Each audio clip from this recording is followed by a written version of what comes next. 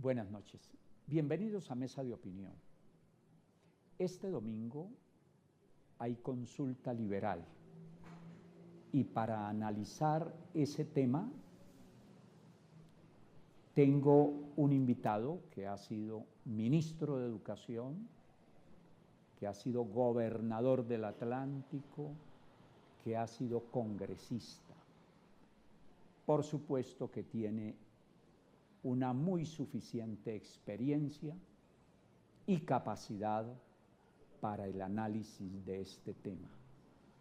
Es indudable que hay que hacer algunas reformas y bien importantes al sistema electoral porque no resulta lógico para la democracia que sea un solo partido el que realice la consulta. Tendrá que imponerse entonces la consulta obligatoria para la escogencia de los candidatos presidenciales, porque eso es lo más democrático. Pues bien, para analizar ese tema entonces está con nosotros Arturo Saravia Vetter. Buenas noches. Bienvenido a mi programa. Muchas gracias, Ricardo. ¿Cómo le va después de todo ese recorrido que usted ha hecho por la política y por la administración del Estado? Bien, yo creo que la política, como decía Luis Carlos Galán, o la hace uno o se la hacen a uno. Todo tiene que ver con la política. Es mejor ejercerla, ya sea como ciudadano, como funcionario, que estar al margen. Creo que los colombianos tenemos que avanzar en la construcción de una ciudadanía más participativa, de un ciudadano que se preocupe, que se interese más por las decisiones que se toman en el Estado y de esa manera logremos superar un poco el abstencionismo, la apatía, el desgano frente a lo público, porque con eso no solucionamos nada. Por lo que usted decía, Aristóteles hace más de 20 siglos dijo que la política era la ciencia maestra. Como bien lo ha dicho, de ella depende directa o indirectamente todo. ¿Qué importancia, comenzando, le atribuye a la consulta de este domingo?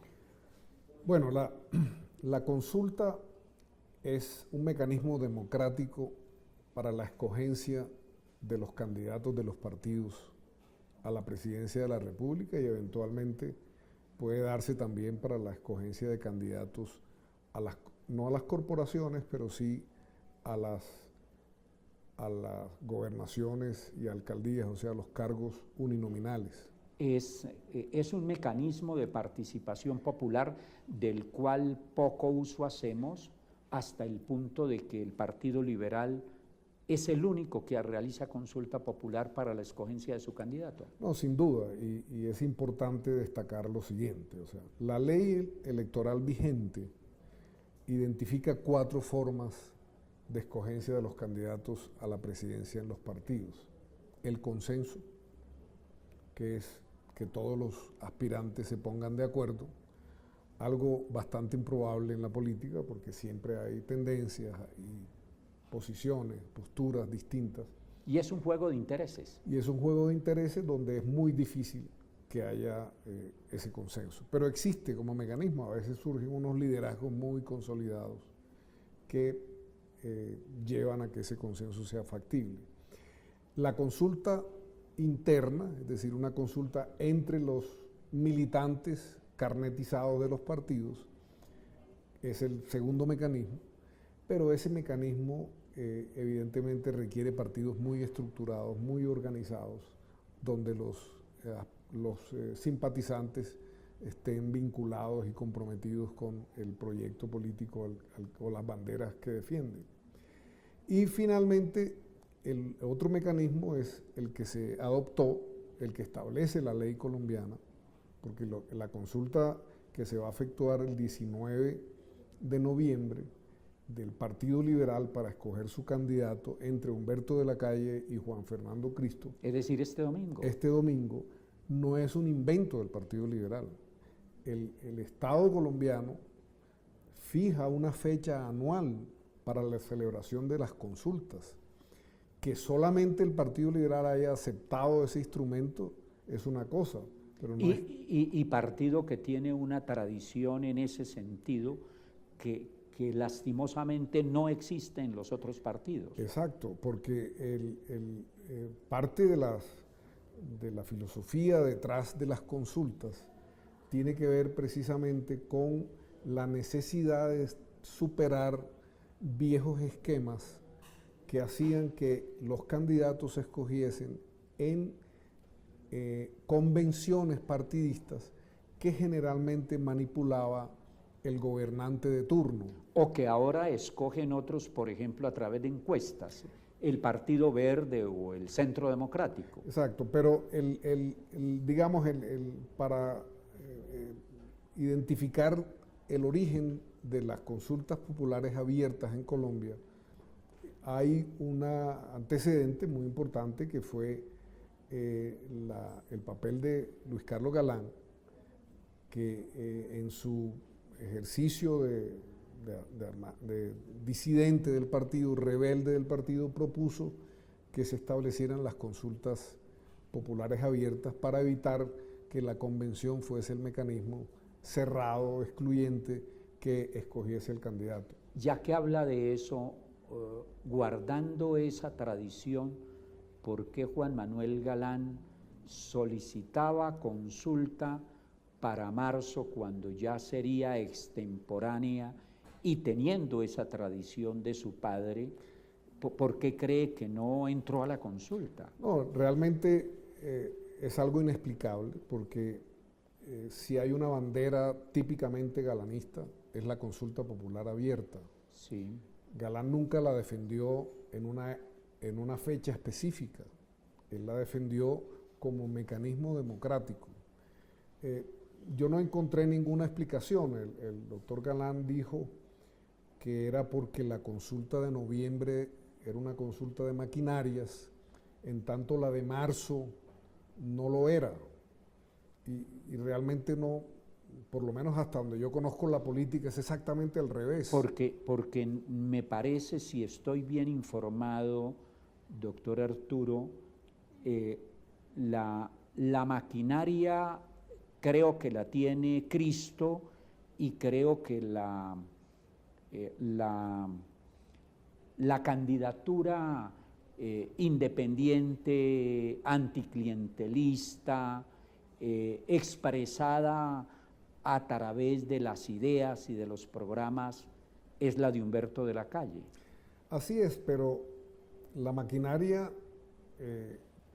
si está en noviembre, está también en marzo. Sí. Entonces, y en marzo con mayor énfasis, porque en marzo están todos los candidatos a Congreso actuando a todo vapor.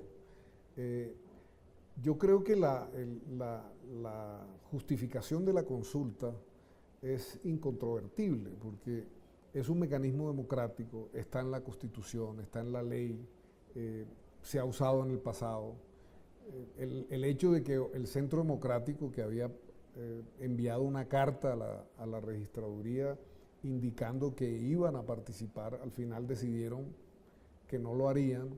Igual pasó con el Partido Conservador.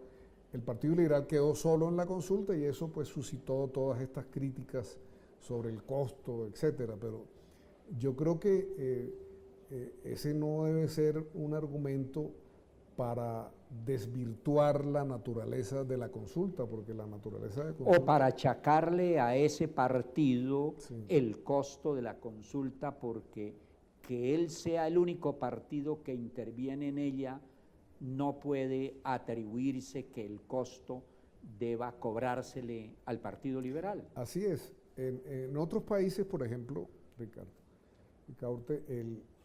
como en Uruguay, por ejemplo, las consultas son obligatorias para todos los partidos. En una fecha, todos los partidos tienen que escoger su candidato mediante una consulta interna. Bueno, o una primaria, como existe en Estados Unidos, con distintas características. Eso, hacia allá debemos ir.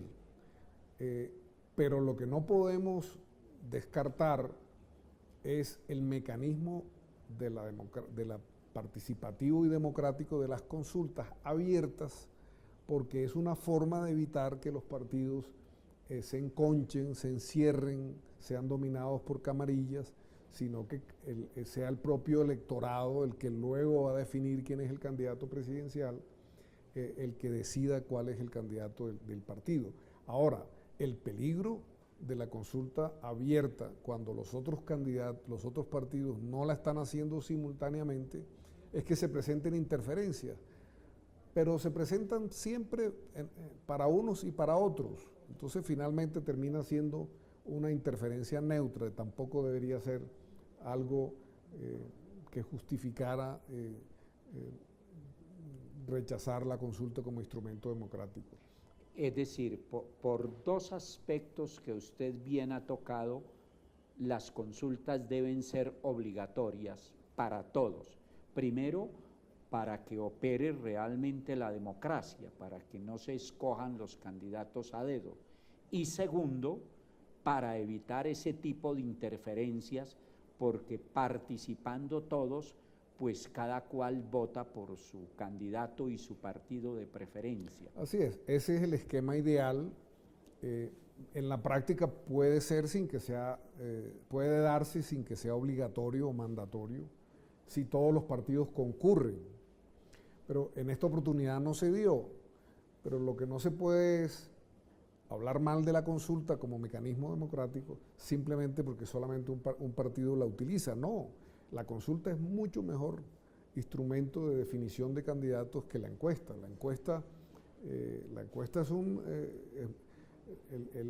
es una fotografía del momento. Lo cual nos hace decir que indudablemente en este campo, y lo dice alguien que solo militó en el Partido Liberal pero que ya no lo hace, resulta ser entonces ese partido el que más democracia busca realizar.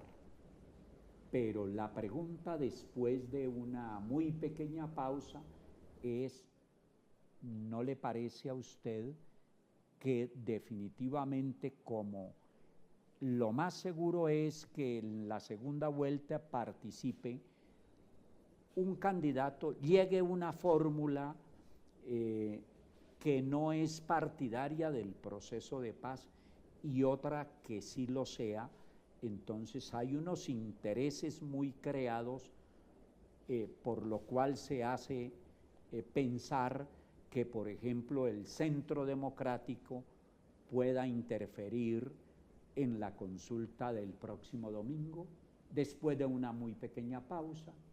Ya regresamos aquí a Mesa de Opinión.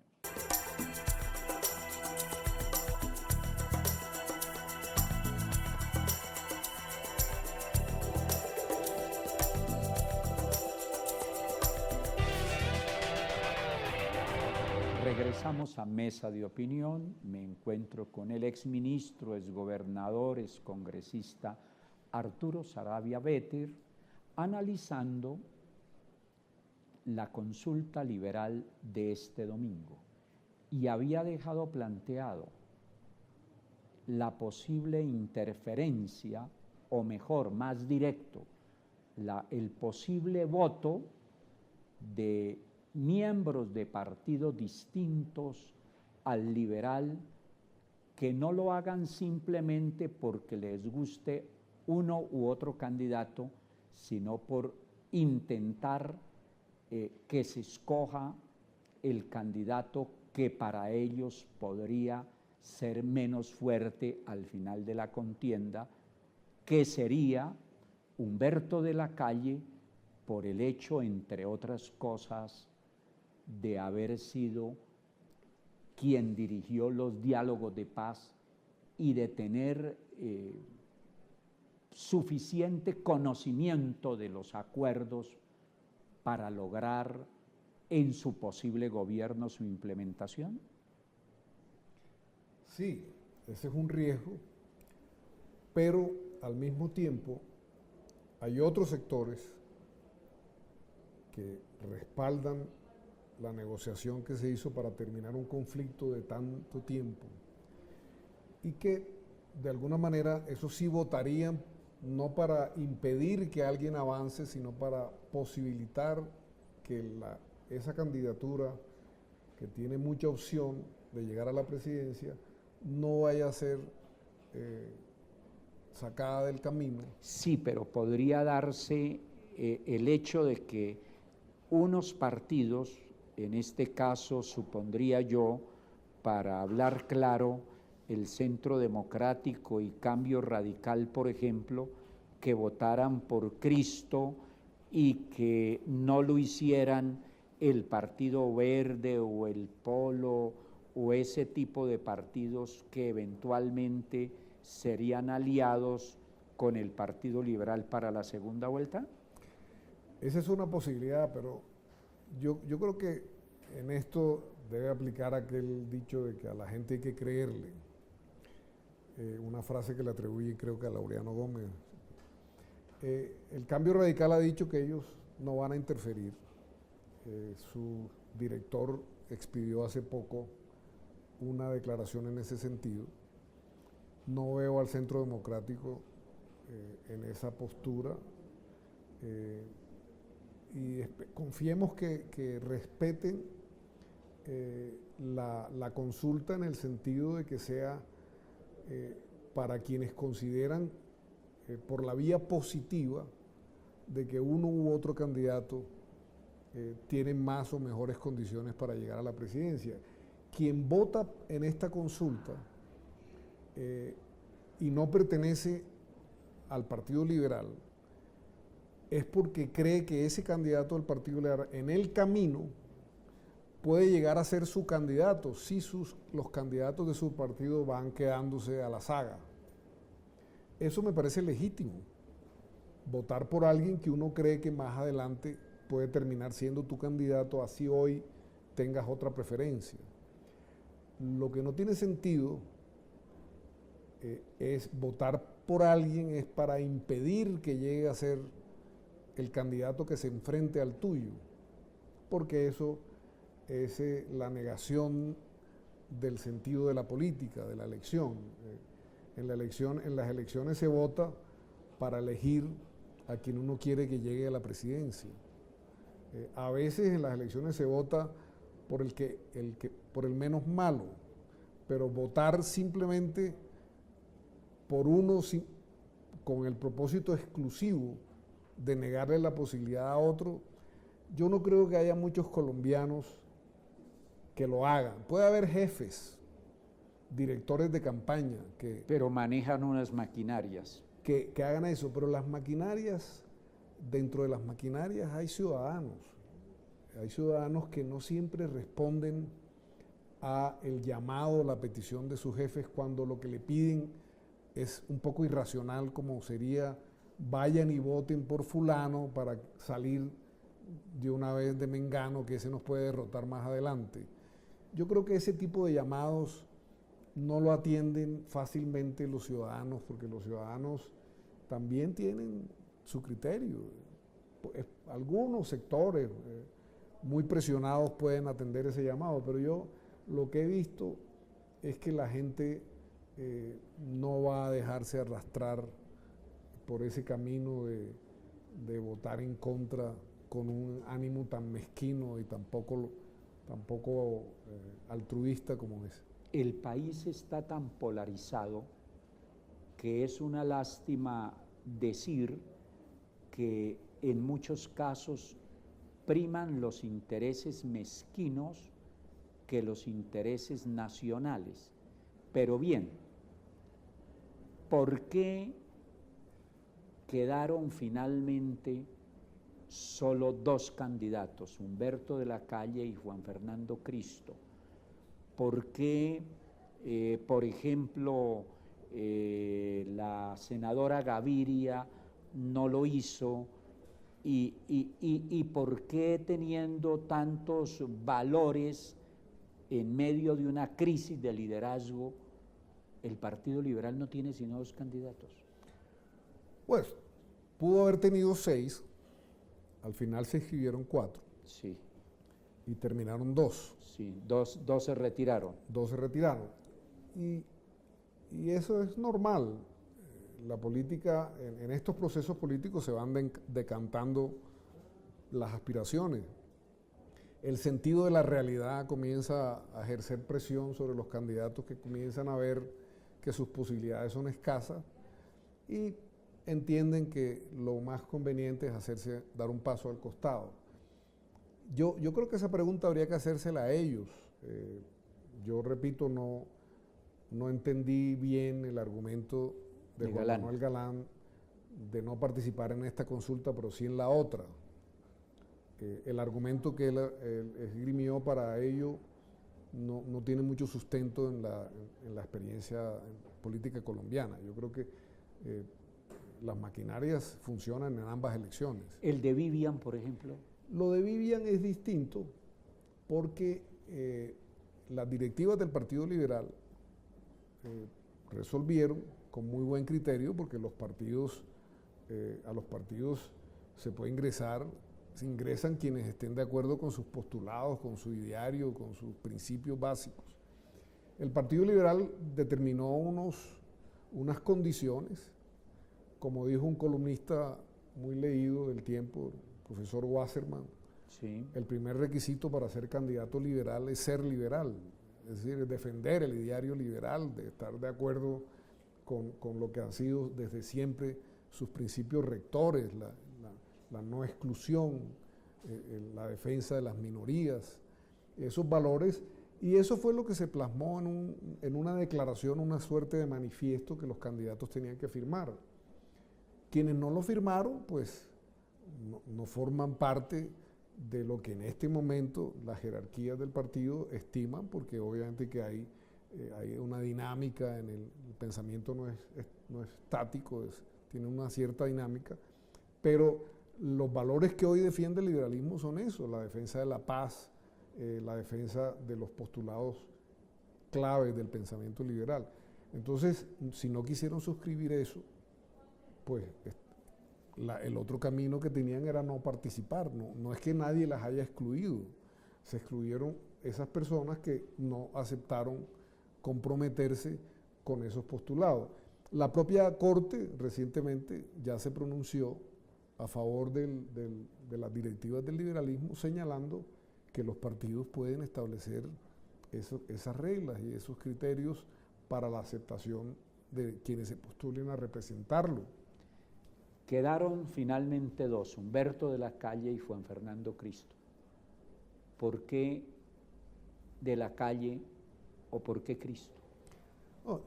Yo comienzo por decir que no recuerdo en la historia del Partido Liberal y de sus consultas una competencia como la que va a definirse el próximo domingo. Tengo un gran aprecio por Juan Fernando Cristo. Creo que fue un buen ministro del Interior. Yo hubiera querido que se quedara hasta el final, así como de la Calle culminó la negociación con la FARC y es hoy el artífice de la negociación. Juan Fernando Cristo pudo haber sido el artífice de la implementación, porque como ministro tenía a su cargo llevar a feliz término todo el desarrollo legal del acuerdo. Decidió retirarse para participar en esto. Yo no voy a decir que los problemas que está teniendo hoy la Jurisdicción Especial para la Paz y los problemas de la reforma política tengan que ver porque ya no está él de ministro, pero yo creo que las cosas hubieran marchado mejor si nos hubiéramos quedado con Juan Fernando. Yo creo que fue un buen ministro y hubiera sido una excelente gestión si hubiera rematado la implementación de la paz. Pero aparte de ello, no es mucho lo que su trayectoria tiene hoy para mostrarle al país como un candidato de verdad a la presidencia de la República. Del otro lado, está Humberto de la Calle, con una experiencia central en la historia política reciente del país. Fue el gran arquitecto de la Constituyente del 91, que marcó una punto de quiebre en la historia política nacional, y además tuvo el acierto de dirigir unas negociaciones que llegaron a feliz término y que le permitieron a Colombia conseguir algo detrás de lo cual estaba desde hacía muchos años. Todos los presidentes. Y también fue ministro de gobierno ahora del Interior y aparte hace de eso, muchos años. Aparte de eso, tuvo la experiencia de ser ministro de gobierno, tuvo la experiencia de estar en la OEA, por ejemplo, cuando se aprobó la Carta Democrática. Fue uno de sus diseñadores. La Carta Democrática no es otra cosa que un manual de las reglas básicas que definen la democracia y a la cual tienen que ceñirse los países que formen parte de la democracia. Por un manejo geopolítico, un manejo petrolero de las relaciones internacionales con el Caribe, Venezuela no ha sido expulsada de la OEA como corresponde. Pero la realidad es que Venezuela no es ya una democracia, Venezuela es una dictadura, dura y pura. Y esas reglas fueron diseñadas e impulsadas como presidente del Consejo de la OEA por Humberto de la Calle. O sea que en el plano internacional, en el plano de las relaciones para superar el conflicto armado, en el plano de las reformas constitucionales, Colombia tiene la posibilidad de contar dentro de pocos meses con un presidente realmente de excelsas condiciones. Y los colombianos yo creo que han comenzado a entender, y por eso vamos a ganar el 19 de noviembre, o eso aspiramos con el respaldo, por supuesto, de la ciudadanía, porque hay un candidato que realmente reúne esas condiciones, el país le cabe en la cabeza, tiene además una trayectoria limpia, no es un hombre del aparato político tradicional, mientras otros estaban en el Congreso o en cargos. De la Calle duró 5 años sentado en una mesa negociando con la guerrilla más fuerte de la historia reciente de América Latina, y eso también le da un atractivo especial, porque los colombianos quieren figuras como esas para manejar los destinos de este país.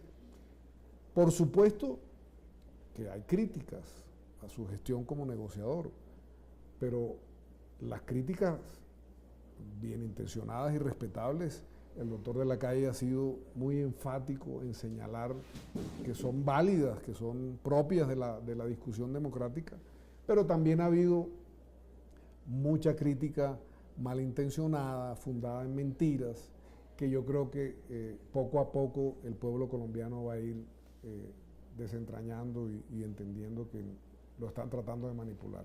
Vamos por pasos.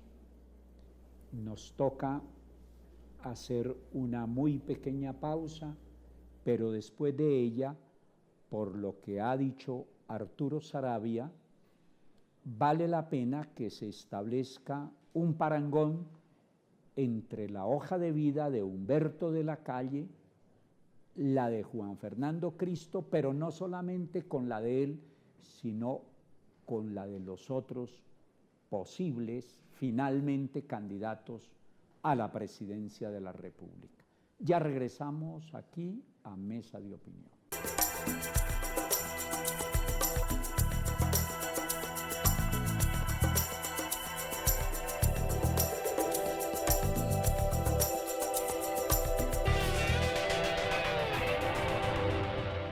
Regresamos a Mesa de Opinión. Ha dicho Arturo Saravia que Humberto de la Calle tiene una importante hoja de vida. Como de este proceso finalmente debe desprenderse que se llegue a una segunda vuelta en la que deben participar de pronto un candidato liberal, el que resulte victorioso en la consulta de este domingo, con quien llegue por parte, se me ocurre a mí, de la derecha a la segunda vuelta. Vale la pena desde ahora establecer ese parangón.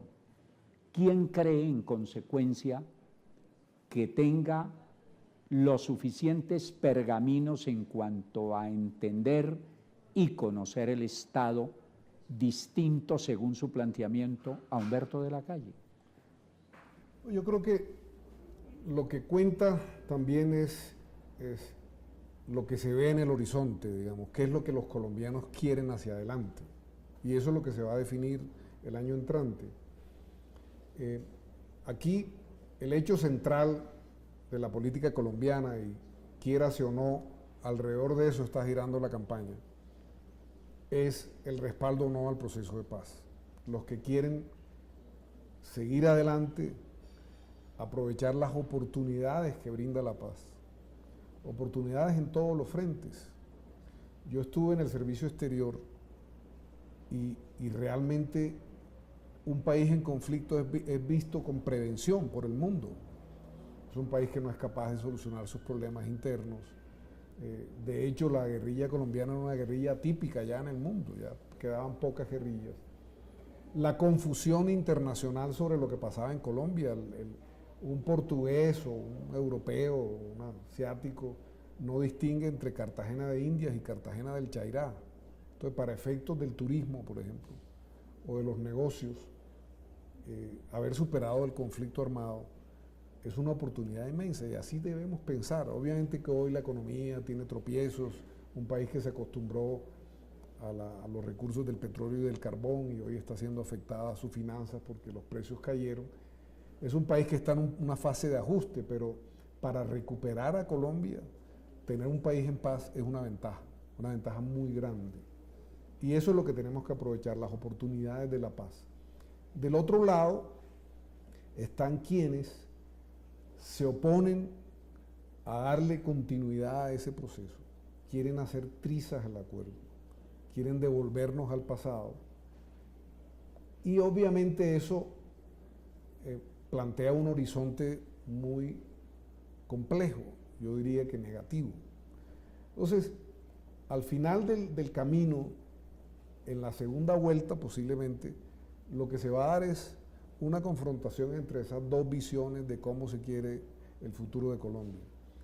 No es cierto eso de que todo el mundo quiere la paz y que lo que se quiere son hacerle unos pequeños ajustes a la paz, no.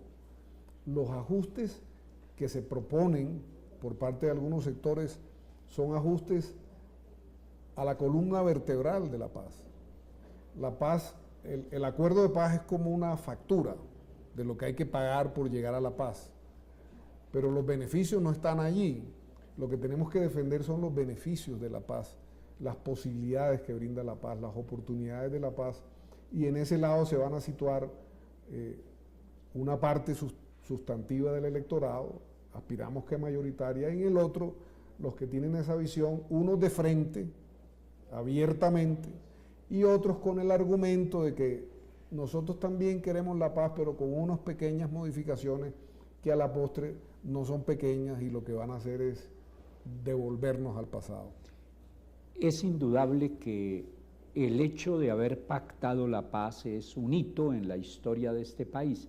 Se había intentado 6 o 7 veces.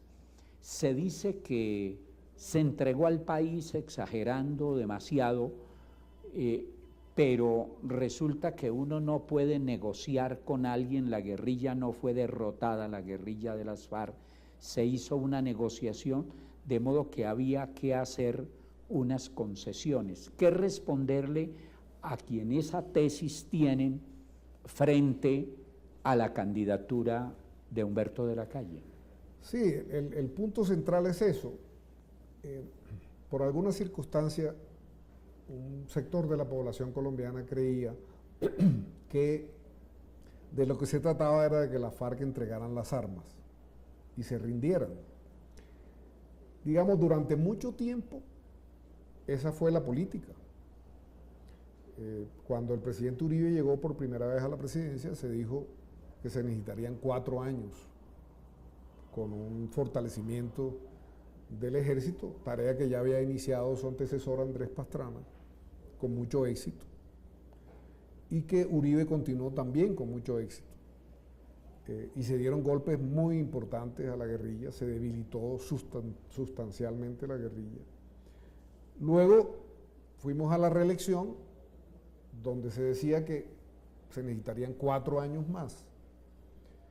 Y después hubo un intento de continuar otros 4 años más porque seguían faltando los 5 centavos para el peso, digamos, seguían faltando un periodo mayor al inicialmente previsto para lograr que la insurgencia se rindiese. ¿Cuál fue la apuesta? La apuesta es, bueno, podemos escoger 2 caminos, o continuamos así, con un gran esfuerzo fiscal, otros impuestos al patrimonio, más ampliación del ejército, compras militares, y posiblemente en 5 o 6 años más se hubiera logrado lo que muchos colombianos de pronto querían, es una rendición incondicional. Pero siempre en las rendiciones hay que pactar con los vencidos. Sí, aún así, pero digamos que lo que se optó fue por decir no, ese camino largo nos puede costar 10.000 muertos más, millones de pesos de inversión en gasto militar. ¿Por qué más bien no pensamos en una negociación que permita llegar a un acuerdo de paz, que no sea propiamente una rendición, sino una negociación que, como toda negociación, supone que hay que hacer concesiones? Y la más importante de las concesiones en las negociaciones de los acuerdos de paz es precisamente la participación en política. De esas concesiones, ¿cuál cree que sea la que electoralmente más le cueste a Humberto de la Calle? No, eso ha sido coyuntural. Cada vez se ha planteado un aspecto de la negociación como negativo, y cuando eso se aclara, se descarta, aparece uno nuevo. Por ejemplo, que el acuerdo iba a ser parte del bloque constitucional, la Corte ya se pronunció. Que el Congreso iba a ser un convidado de piedra, la Corte se pronunció y dijo que el Congreso podía hacer ajustes, de hecho se han hecho ajustes. Entonces cada vez va apareciendo, a cada problema, a cada solución aparece un nuevo problema. Cada vez que se ha ido despejando las dudas, se van creando nuevos, simplemente en el ánimo de desprestigiar el acuerdo con réditos políticos, y eso es legítimo. Y está bien que lo hagan los que quieren individualizar su propuesta política, pero el elector sí tiene que pensar con criterio y darse cuenta que aquí lo que tenemos son hechos concretos. No ha habido muertos como consecuencia del conflicto desde el cese al fuego, hace ya 2 años. Y eso es un hecho concreto, eso representa viudas que no están llorando a sus familiares, niños que no han sido reclutados, una serie de beneficios que ya aparecen allí, que deben ser y que son tangibles. De hecho, el mayor respaldo que tiene el proceso de paz es precisamente en las zonas que vivieron y padecieron el conflicto, y no en los centros, algunos centros urbanos donde se miraba el conflicto como una cosa ya lejos, una cosa ya de culebras y guacamayas en la selva profunda, y que no tocó a mucha gente, pero el conflicto realmente afectó muy duro a la población colombiana. El número de desplazados, el número de víctimas es inconmensurable, y yo creo que eso es lo que se supera en un acuerdo de paz, y como toda negociación requirió de concesiones que hoy irritan. Yo tengo que admitir también que la FARC no ayuda, que ha sido muy torpe en algunos aspectos, muy provocadora. Porque tienen mucha experiencia en la guerra, pero poca en la democracia. Pero poca en la democracia, se mueven en forma tosca en la democracia, y no están sintonizados con lo que piensa el país.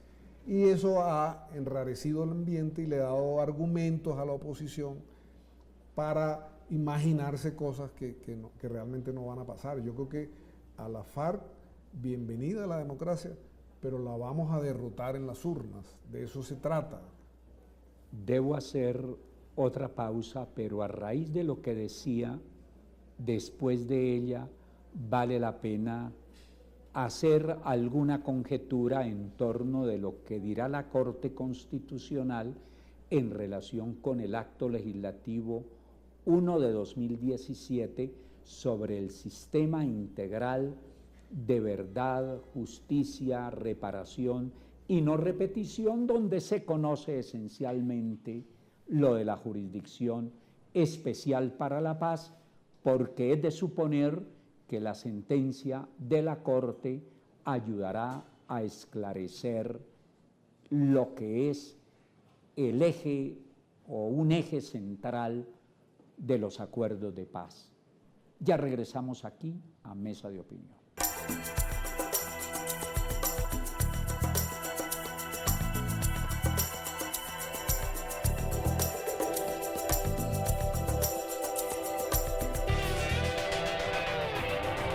Regresamos a la última parte de Mesa de Opinión.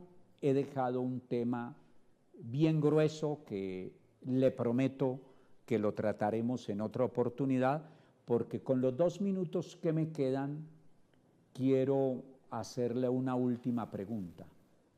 ¿Por qué votar este domingo?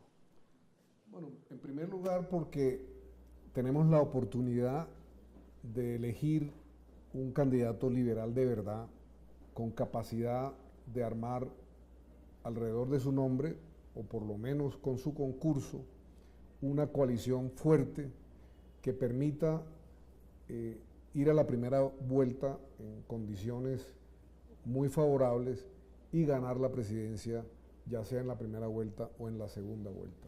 Y Colombia necesita una persona de las condiciones de Humberto de la Calle. Es un hombre íntegro, es un hombre serio, es un hombre preparado. Invitamos a todos los colombianos, no solo los liberales, a que respalden su nombre. Es decir, que usted votará por Humberto de la Calle. Sí, lo voy a hacer además con mucho entusiasmo. A mí me gusta hacer política cuando creo de lleno en las condiciones del candidato que defiendo. Y con la venia de todos los televidentes, yo también lo haré por él, porque creo que no solamente entre los dos candidatos, él y Juan Fernando Cristo, no solamente entre ellos, sino entre todos los candidatos, es quien mejor concibe el Estado, quien más lo conoce y quien está llamado a hacer algo por lo cual no solamente soñamos desde hace rato, sino trabajamos en este programa desde hace mucho tiempo, por la paz, y sería él el mejor conductor para lograr la convivencia estable y duradera que necesitamos los colombianos. Doctor Arturo Saravia, muchas gracias por haber venido a Mesa de Opinión. No, muchas gracias a ti, Ricaurte, y a todas las personas vinculadas a este programa. Realmente ha sido un diálogo muy grato y espero que de alguna manera hayamos contribuido a presentar nuestra visión de lo que puede pasar en este país en los próximos meses. Ojalá que participe la mayoría de los ciudadanos y ciudadanas este domingo en el proceso de la consulta liberal, donde podrán participar no solamente los liberales, sino todas las ciudadanas y los ciudadanos, porque así se construye y se hace democracia. Feliz noche para todos, no se les olvide, nos vemos de hoy en 8 días. Hasta entonces, feliz noche, que descansen.